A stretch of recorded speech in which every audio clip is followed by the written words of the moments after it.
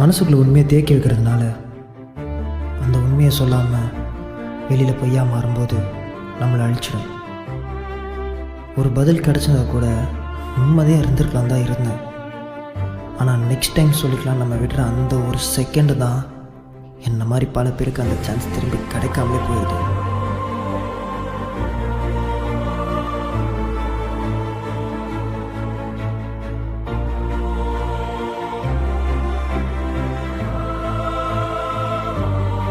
Say it before it's too late.